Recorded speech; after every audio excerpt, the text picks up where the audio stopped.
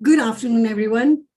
Thank you for joining us on a session about studying finance in grad school level. My name is Tripti Singh. I'm going to lead the webinar discussion today. If you're here already, thank you so much for being on time. We truly value you taking this interest. We are going to wait for a couple of more minutes for some other joinees to join in as well. So yeah, take a minute if you want to just adjust the light, draw the curtains, get a cup of coffee and sit down. Go ahead and do that. We still have 2 minutes before we begin. And instead, if you're just hanging out, waiting for me to start, go ahead and put in the Q&A box what your undergraduate degree is. When we're talking about finance, it's not always people with an undergrad in finance who are applying. So I'd love to know the diversity in your undergrad degrees since you're considering finance ahead. So it'll be a great discussion point to have later in the Q&A section.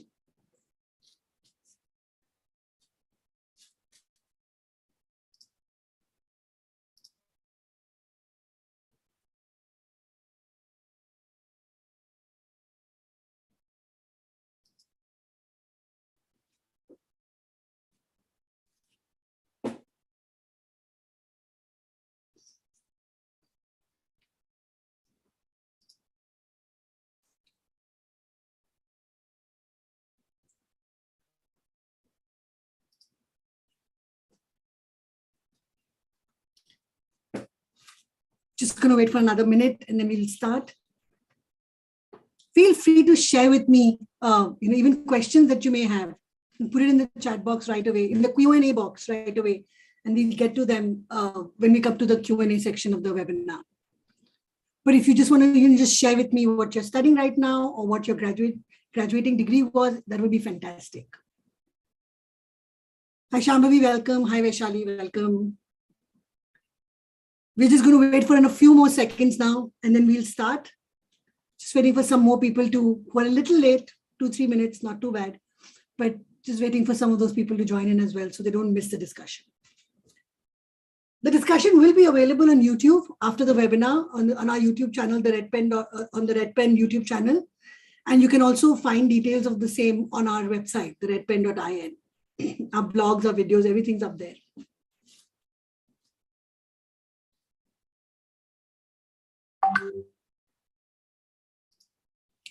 All right. So everyone, welcome to today's session. We're going to talk exclusively about studying finance as a master's degree. My name is Tripti Singh. I represent the Red Pen. And the Red Pen, our entire focus is to give you the most unbiased and objective information about applying internationally to universities all over the globe.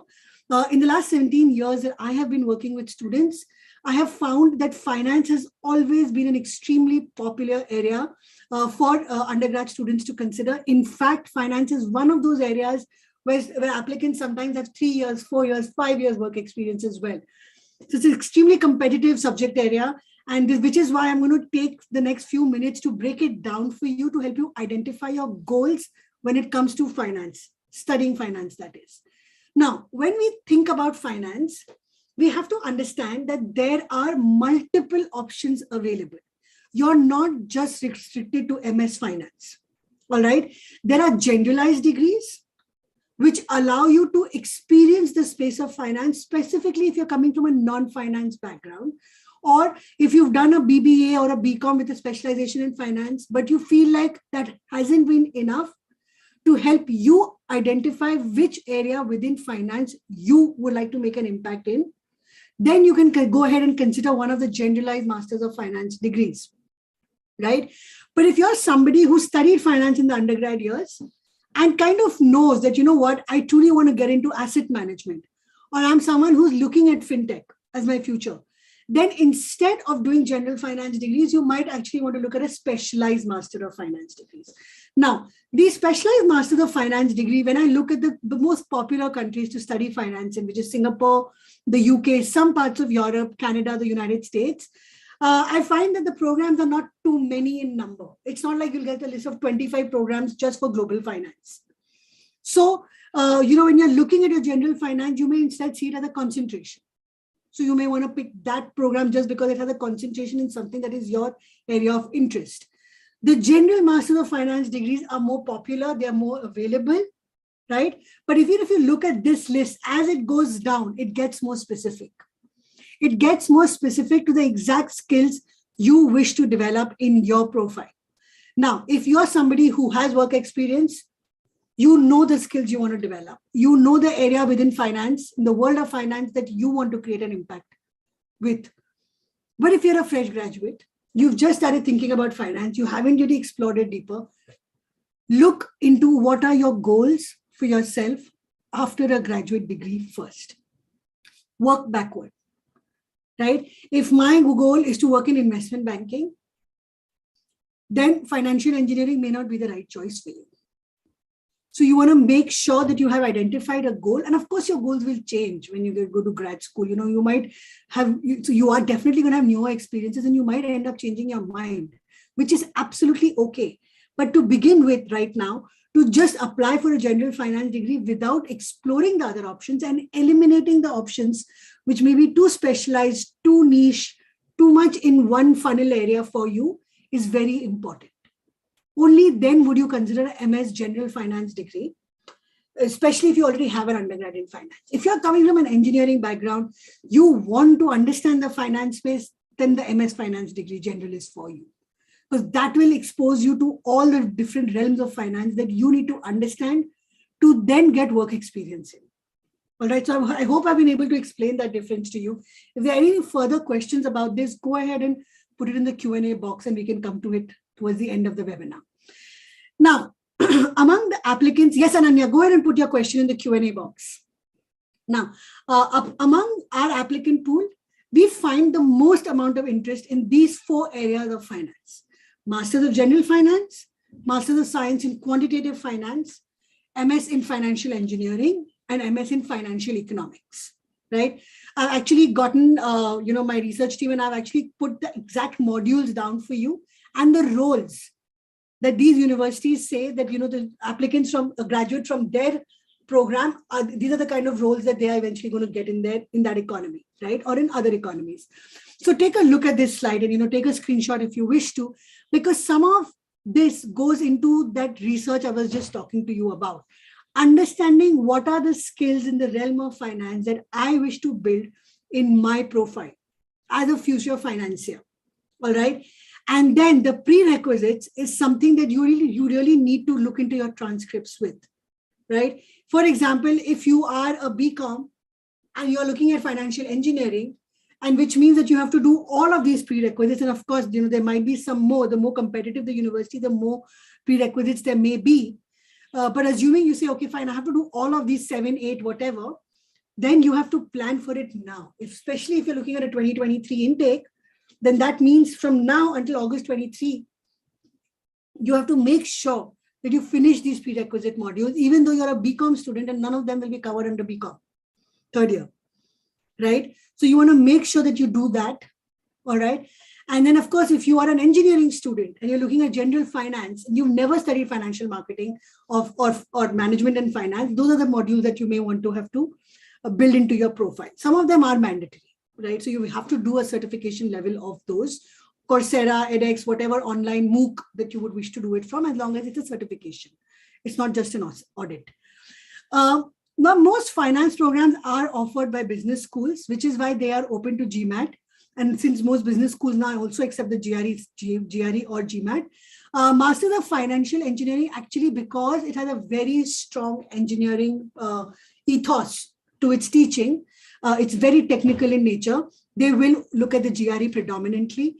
And then, of course, when we look at financial economics, the GRE is also preferred because economics is also a social science, and GRE is what they want to see your academic rigor through, right? I've also pulled out some names of the roles that you could look forward to working as once you graduate with said degree. All right, moving on. Now, most applicants we work with have a question about the CFA, especially when they're looking at MS General Finance. Here's what I tell them. If you are very sure that you want to work in asset management or wealth management, doing a CFA makes sense. Don't do a CFA and then a general MS Finance, because what's going to happen is a lot of the MS Finance curriculum is anyway getting you ready for the CFA studies. All right. So if you've committed to CFA already and you probably are studying for the level 1 exam or have given it or are about to give it this year, then complement your CFA with a more specialized finance degree. So it's either quant finance, or you're looking at specific finance in financial economics, or you're looking at specific finance in corporate finance, MS corporate finance. So look at your CFA as a more general foundational understanding of financial analysis, and then give it a more specialized master's combination. Okay. But if you haven't started your CFA journey and you're very keen on studying the CFA and the MS Finance, don't do both right now. Commit to MS Finance. And while you're studying MS Finance, a lot of that curriculum is overlapped with CFA. So you'll actually get ready for the CFA. And a lot of the universities, especially in the US, they tell you that upfront and center, that our program will prepare you for the CFA exam. So you don't need separate coaching and things for that. So in Crux, this is what the questions that we normally face. Of course, if you have more questions, I'm happy to answer them for you. The CFA is also something that adds great value to people who have some amount of work experience in finance. If your resume already has work experience, then the CFA can add a lot more value than you just being a fresh graduate and doing that instead of doing an MS Finance. That's another thing that I wanted to share. All right, moving ahead. We pulled up some data for you to look at when we talk about the trends in employment. Now, COVID has been a dream breaker, if I may say that.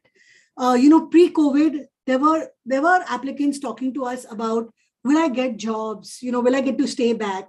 Even though some of the governments at that time were not very pro-international students staying back, finance applicants typically did not have a lot of doubt in their head about getting employment. Especially once we kind of help them understand their fit, and the conversation about, well, just because a college is popular doesn't mean its finance program is as good, right? Or just because there's a college that you've not heard about in India doesn't mean it's not a good college for finance.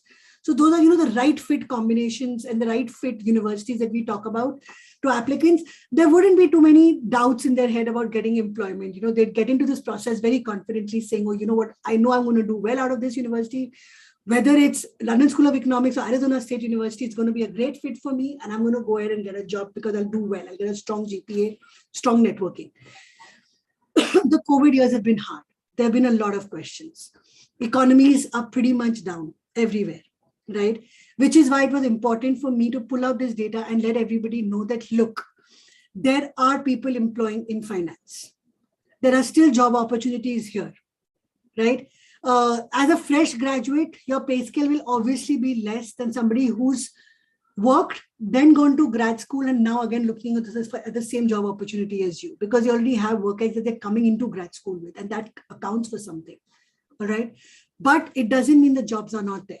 It is very important for you to identify two things, when you're committing to studying abroad, and especially in an industry like finance. One, am I playing to my strength? Am I truly going to grad school to study something that I'm innately interested in, that I have an instinctual knack for? Because what's that going to do is that's going to give me the edge in my graduating cohort.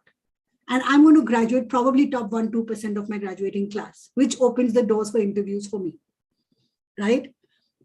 The second, what is the level of hustle I am willing to undergo, right?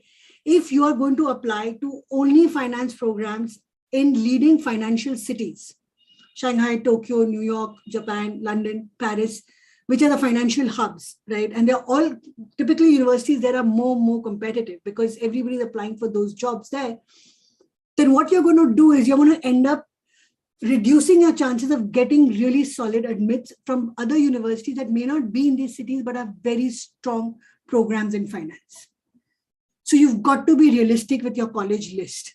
The idea should be that, look, if I have to get a job out of a college that I am going to graduate from, and I want to work in the UK and I want to study in the UK, then I have to get into a college where I am truly going to thrive, right? So my college list needs to be very well balanced. And the specialization that I'm choosing for myself has to be aligned to my area of strength. I have to play to my strengths to be able to get that GPA, right? And when you spend enough time thinking that through, is when those job opportunities actually convert for you, right? Now, even within finance, some of you fresh graduates sitting there who haven't really worked, there are too many sectors out there. You do not have to restrict yourself to just saying, well, I want to do MS Finance and then I'll probably just get into investment banking. Well, have you thought about hedge funds? Have you thought about private equity?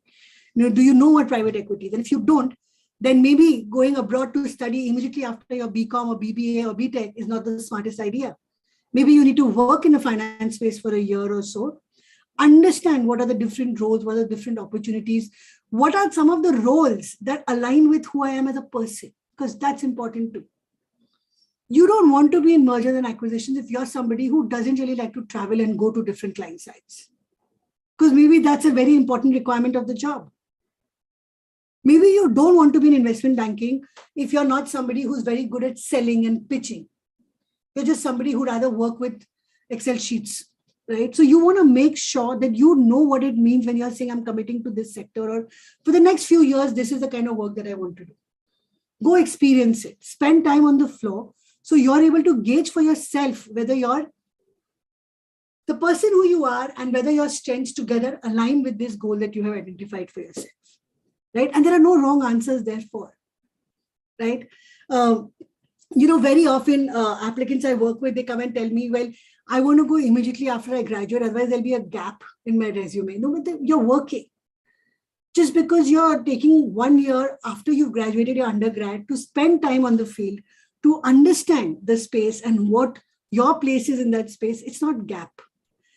It's actually an investment, and it is work experience that nobody can take away from you, right? So it's actually adding a lot of value to your profile and to your resume.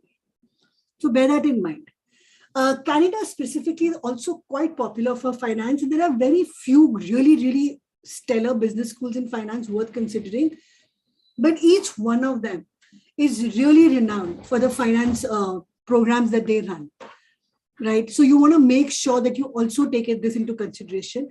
And, especially if you're someone who's sitting there right now and thinking, what, as I'm listening to Tripti, I feel like, yeah, maybe I don't want to close my options. Maybe I really do want to look at the best finance programs or corporate finance or asset management programs for myself per se, regardless of the country, because I really want that quality education.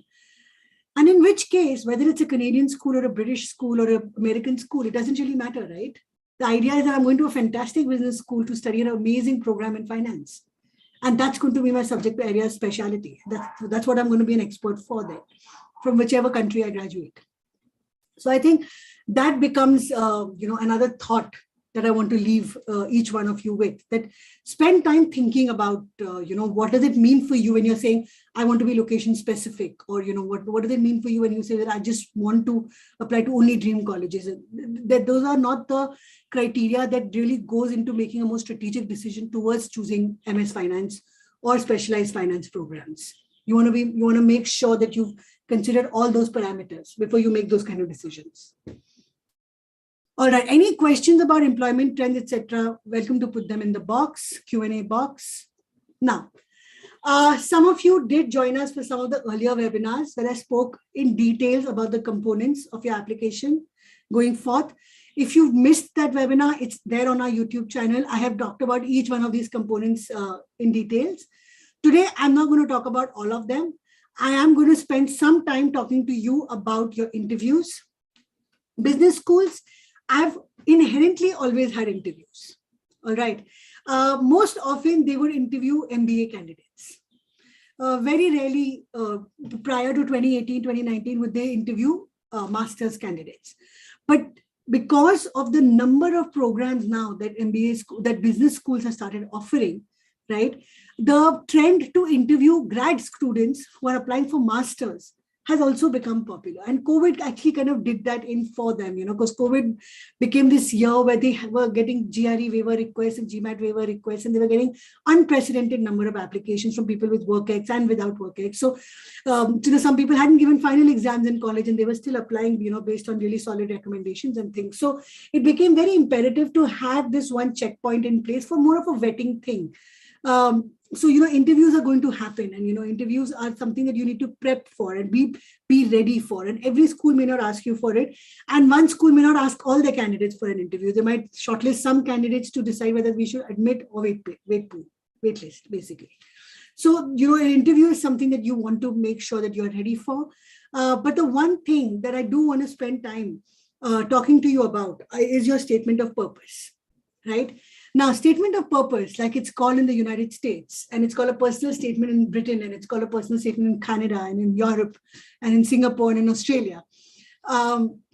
You have to understand that this statement is not a statement about your creative writing. That's one. The second, it's not your whole life journey, right? When I was 3 years old to at the age 15, it's not unfortunately your life journey. It is about a journey. It's a journey of yours from the moment of realization to the steps you took to identifying your interest in the subject. So the realization of this is my interest, to what have I done to engage with my interest further, to understanding where are my gaps, what are my strengths in this space, to therefore deciding that I need to go to grad school to now get more structured knowledge in this area. And finally, this is how I will apply that knowledge and be successful in what I'm claiming to do. Okay. So it is a statement about your motivation and your goals and your aspirations if you don't have a lot of work ex. It's not about your whole life. It's about this one specific master's that you're applying for and everything connected to that, right? So if you have been a cricket player and the fact that you bring very strong strategic calculations to your cricket playing, and that is something that you leverage as a financial analyst in the projects that you do and the research that you're conducting, then please talk about it. That's where I first realized how important doing analytics was. And now I do that in my work. And that's why I know I'm a good financier. That's where I learned it. But if there is no connection that you can draw with your cricket life or your drawing or your Kathak to your interest in finance, then it's not going to go into your personal statement or SOP. A lot of these SOPs, especially the more competitive universities, they're going to give you word limits. They're going to tell you 1,200 words max, or the 1,500 word max, or 250 words sometimes, or 1,500 characters. Characters is not the same as word. Character is the period, the space, the comma, everything is a character. So with spaces, 1,500 characters, that's barely any words. So you have to pay attention to that. You have to pay attention to the exact question they're asking.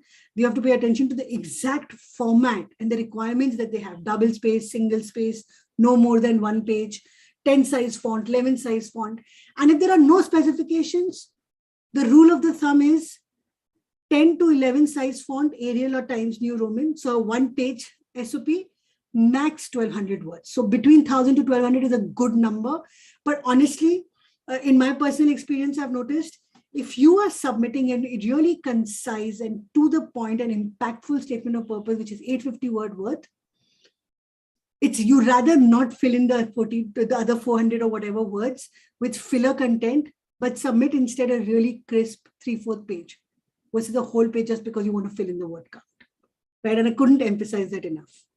So please go ahead and think about that when you're reading that exact prompt, right? Also, when you are presenting this, right, some of you are sitting here having done a lot of work in finance, whether that is project-based work in college, whether that is you actually, having worked for 2 years or 3 years and now you're applying abroad. Remember one thing, the technical detailing that you use must not be so heavy that I, as a layman who does not have a finance background, I'm not able to understand it. Because your admission officers are not coming from a finance background per se. They may have studied finance in college, they may not have. So when you're going to use heavy words and I'm not going to understand it, it's not the best reading experience and you've lost my interest as a reader. So you want to make sure that you use those technical details in your resume where you're describing your project and the skills, but in the essay, make it a little more flowy. It should be easy to understand, yet to the point. Don't make it too easy, but you don't have to unnecessarily complicate it, right? All right. Now, when I'm talking about making an informed decision, right? This again goes to the point of people first without work experience. I'm going to target that audience first. If you have studied, assuming BBA specialization in finance, and you've done 1 semester of finance or 2 semesters of finance, or it's still coming up, you're just going to do 1 semester now and then you'll apply for next year. Remember, you're not showing me that you're making an informed decision. If you're just telling me that, look, I studied finance in school, in college, so now I know that I want to study finance in grad school.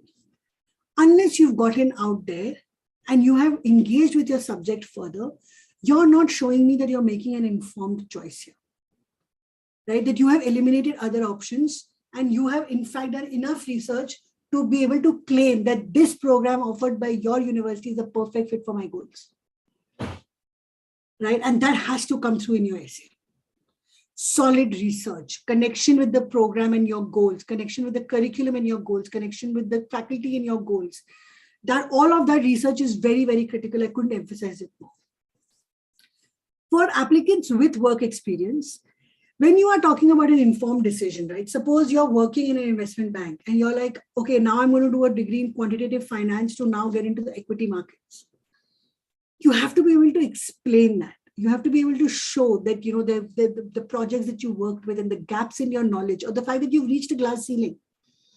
There's only so much you can now continue learning with the roles that you are doing. So it's now time to upskill, right? And that's an informed decision, but you have to back it up with examples. All right. That's what I mean by informed decision. You have to be very clear that your statement of purpose has to articulate that you're making an informed choice. All right. We encourage you, after your final draft is ready, to give it to a third person to read it once who's not from a finance background. If you're a CA, your dad's a CA or your mom's a CA, don't give it to your mom and dad because they'll not be able to catch the jargon words. For them, it's normal English. But give it to somebody from a non-finance background.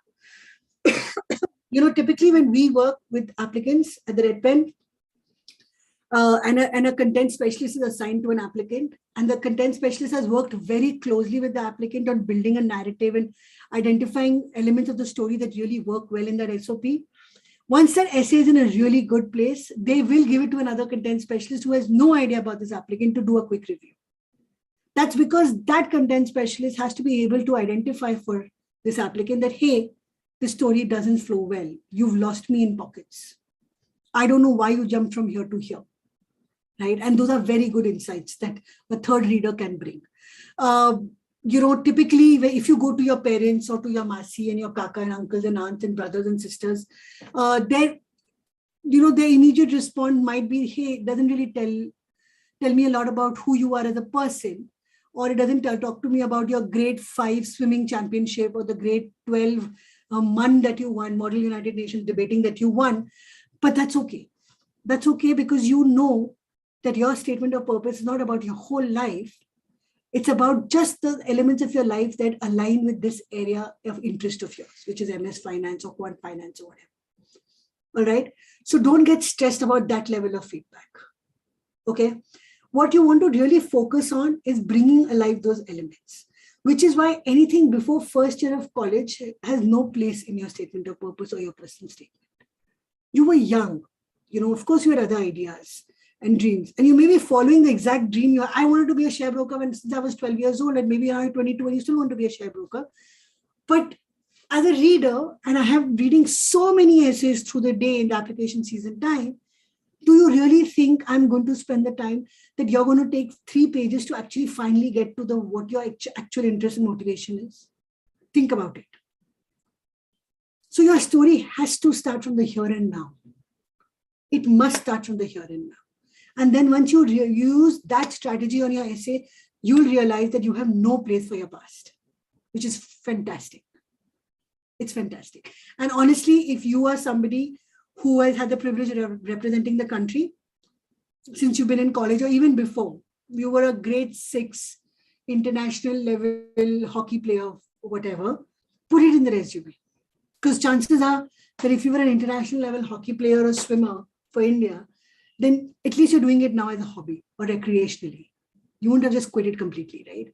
But if you were representing a Harris Cup cricket tournament in the school level, and since then you moved away from cricket, you've not played Ranji, you've not played BCCI A level, B team, whatever, then it's fine. You've just moved on from there, and that's okay. You were Kathak dancer since age 5, and you've continued to do Kathak dancing up until the age 25. That's great. You know, Kathak can be in your resume, but Kathak may not find a place in your statement of purpose. It may find its place in another essay, wherein one college has asked you for extracurricular activity details in 250 words, or tell us 25 things about yourself that nobody knows, but not in your main SOP. I hope that's clear enough. Any questions about the SOP? I'm happy to entertain at the end. Moving on. Oh yeah, too much move on happened.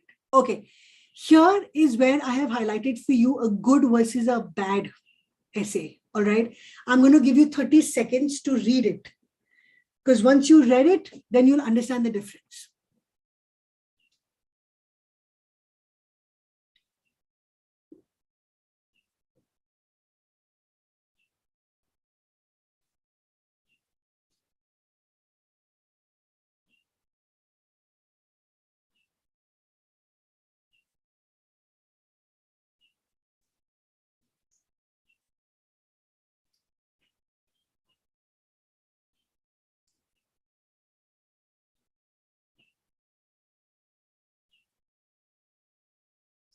All right. Later on, if we have time in the Q&A section, I would love to get some feedback on why you think the good example is the good example, and is it really a good example? We can talk about that if we have some time later on. Okay, now, when I'm doing counseling with applicants, especially initially when they first come for the initial counseling about, okay, what are my goals, where am I going to apply, all of that, they often ask, why is it that a university will pick me over somebody else? What will truly make me stand out? What's my unique story? What's my USP? What's my diversity? And truly, there is no way you can truly build it or strategically plug it in. It has to come from you within. So if you are currently in college, aspiring towards an MS Finance degree either in 2023, 24 or beyond, you have time to build this intellectual curiosity. You have time to find first within, by researching your transcripts, and you're finding and identifying that area within finance that truly excites you, and then conducting research in that area, or reading beyond your curriculum, going up to your faculty, asking for book recommendations and saying, I really want to understand this concept of this model of XYZ better, and can you give me some books and reading material on that, research papers on that. Subscribing to newsletters that talk about the business world, about investments that are happening, mergers and acquisitions that are happening.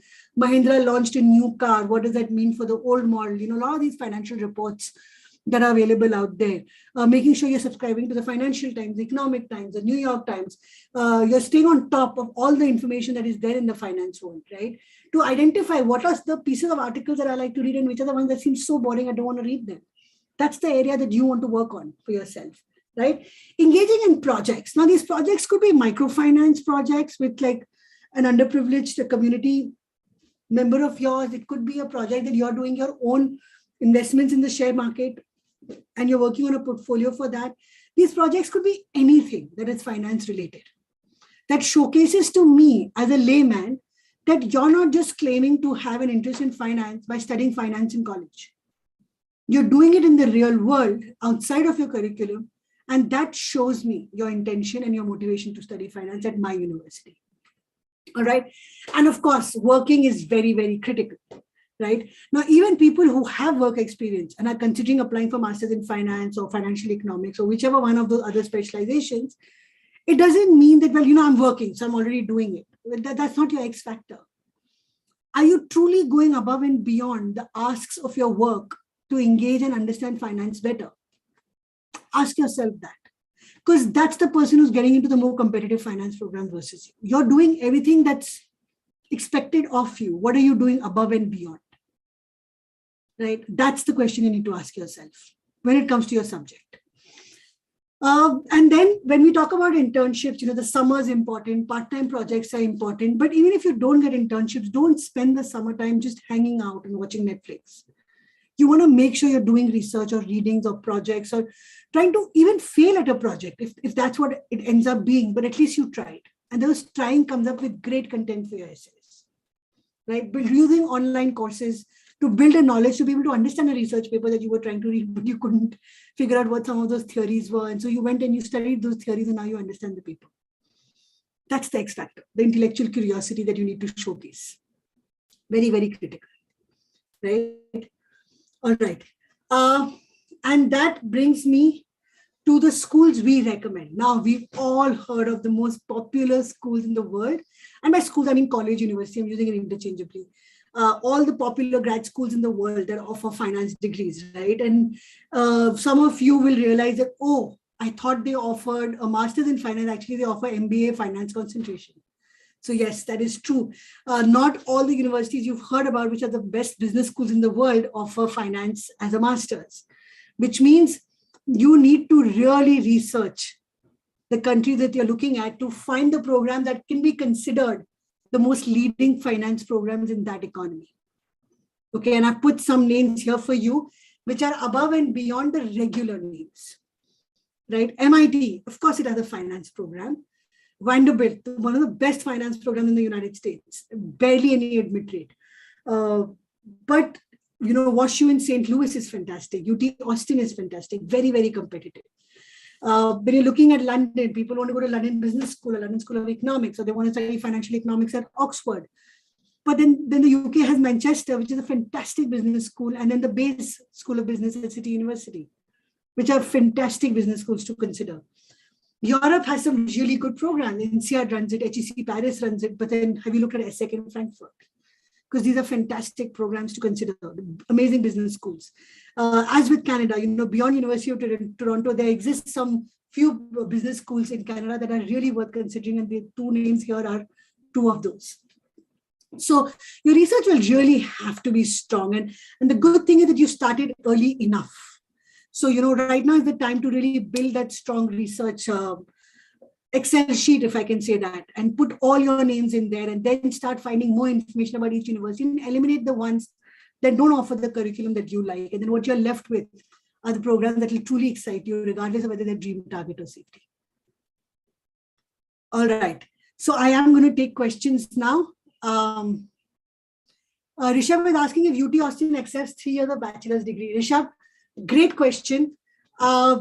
UT Austin may be one of those universities that does not, in fact, accept a 3-year undergraduate degree. What you will have to do is do your credit by credit evaluation through a third party services like World Education Services, one of the examples, but there are others. And then see that based on where you did your undergrad from and what your GPA was and what your curriculum was, do you specifically yourself get an equivalency for a 3-year bachelor's degree? That's what I would recommend you do.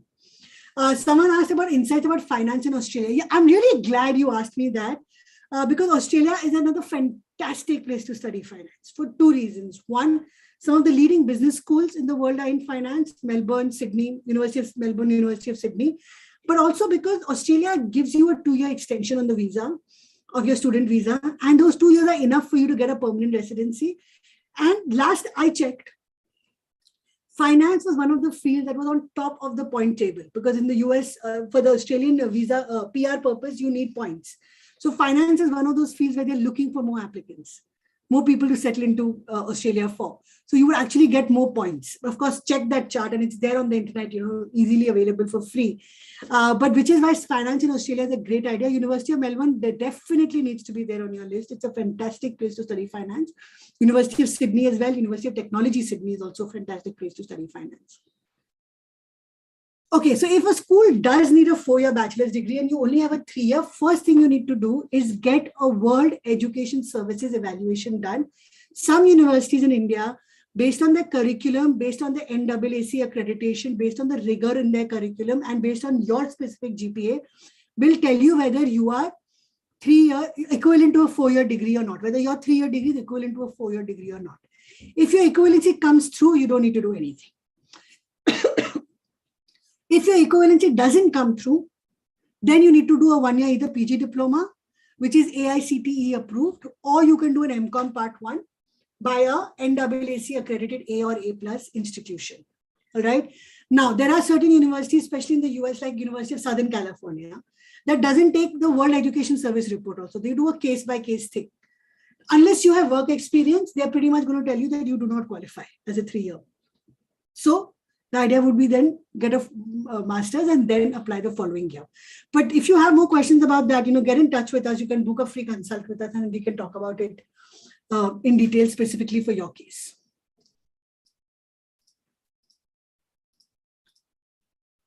All right. Just seeing if there are any more questions.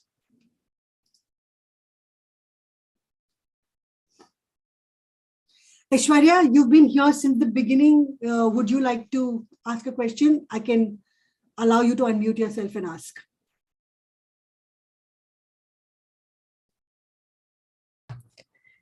Hi, Tripti. No, my question was already kind of answered. I was the one who posted regarding if the university requires a 4-year because it's a 3-year. So I'm just trying to figure that out. Yeah. Yeah, figure that out. And if you need to ask further, just send us an email. I'm happy to respond or get onto a call with one of us and we can respond to you. Sure. That sounds good. Thank you. Super. Thank you, Aishwarya. Anybody else who has a question, I can permit you to talk and just unmute yourself. Just going to pick up some names. Rajesh, Jovita, Shambhavi, any questions?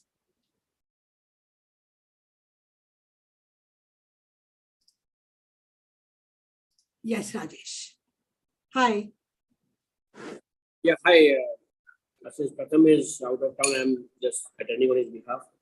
If a college doesn't have past experience of WES, how do we persuade them to support the student? If you mean the college you're currently studying in or the one you're applying to? Yeah, the current college where my son is currently studying. Yeah, okay. So Rajesh, when you go to the WES website, it's a free account. You create the account, all right? And then you pay for the credit by credit evaluation, all right? After that, they tell you the documents they need, and then they give you a form to download, and they ask you to give that form to your college. Then Rajesh, it's a question of you going to the college registrar, to the office, and speaking to them and saying, look, this is a third-party body, and they want these documents directly from you. All you have to do is take his mark sheets, put them in a transcript format, which if anybody from that college has ever gone abroad, they have a transcript format. If they don't, email me, I'll give you a transcript format. So say that you put it in a transcript format, and then you have to courier it. I'll pay you for the courier if you like. Go ahead and courier it to WES directly. Now, one of three things will happen. Either they will say, yes, okay, we'll courier it, no need to pay us. Or they will say, no, we will not courier it unless you pay us. Or they will say, we will not courier it, we'll give it to you, you do what you want.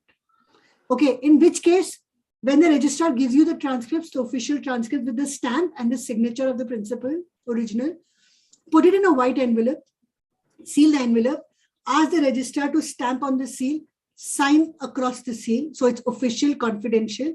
Go to a post office right next to your college, so the PIN code is the same, and courier it from that college to WES, from that post office to WES. From May, you should write the college card details so that WES thinks that the college has sent it directly. So that there is no tampering of those documents. Rajesh. All right. And once they get it, then they will send you the equivalency report. Oh, thanks. Yeah. Okay. We have a couple of questions in the box that I'll go to now. All right. Rishabh, if UT Austin said that they that after BCom you have to compete with MCom before applying, the fact that your University of Delhi and NAAC grade A, West equivalency report should come equivalent. I just don't know about your GPA, whether it's strong enough or not, that I think West will decide. But University of Delhi, I think it's worth taking a shot, Rishabh, to be honest. Take a shot, do a West equivalency report. If you get an equivalency report, and I think they have a free calculator also, try that once. If your equivalency comes through, then UT Austin will accept you. And if it doesn't, then just, if they want you to finish the 2 years of MCom, then maybe it's not a smart choice to apply to UT Austin, to be honest. That's something that you can discuss later. Second year BBA student, if you're just starting your second year, come to us around April next year. That's a great time for us to get your first session done, and then you can join our package services and we can start working on your applications around June. So pretty much May, June next year when you'll start working on your applications. I mean, unless you're looking at the US, which is why I come in April, so we can have a conversation, just when your second year exams are over and before your third year starts. So that summer, how to engage in We can talk about courses that you need to do, what else you need to do towards your profile, whether 16th year is needed or not based on what your requirements are, what your goals are. Do you have goals? Let's identify some goals together. Those are the conversations we'll have with you in April next year. Okay, so Ruben is asking if the CFA holds the most value for schools or is it equally relevant in other countries? Well, the CFA actually originates from Britain. So, it definitely holds value in every other country, Ruben, because business schools understand what a CFA is. They understand what financial analysts are expected to do in the real world. So it does definitely hold value. More programs kind of don't always consider it the holy grail of applications, saying, oh, if you have a CFA, then that's it. You don't need to give anything else to us and all of that. But there are some programs that will give you a GMAT waiver if you have CFA level 1 or if you have CFA level 1 and 2, things like that. But yeah, UK, Europe, the leading business schools, they all recognize CFA for sure from an application perspective. Okay. This I have answered. All right. Yes, Rajesh, your hand is up. No, my mistake. I should have lowered it. Oh, okay. All right. Okay, super. So, I don't think I have any more questions. I'll wait for another couple of minutes. If there are any questions, I'm happy to respond. Otherwise, I thank each and every one of you for being here today.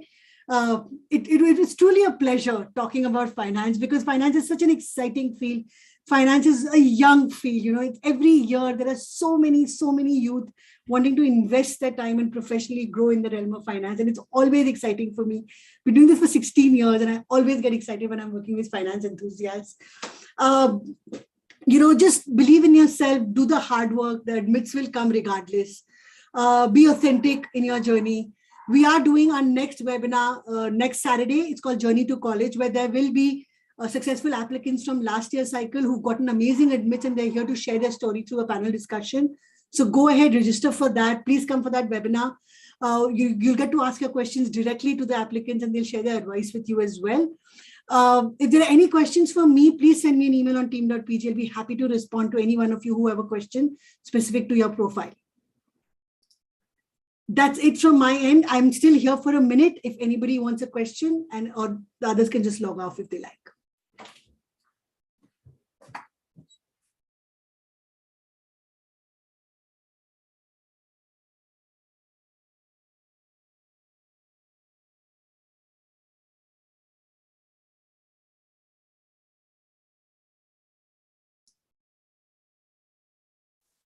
All right, everyone. Thank you so much for your time today. It was a pleasure speaking to each one of you. Thank you.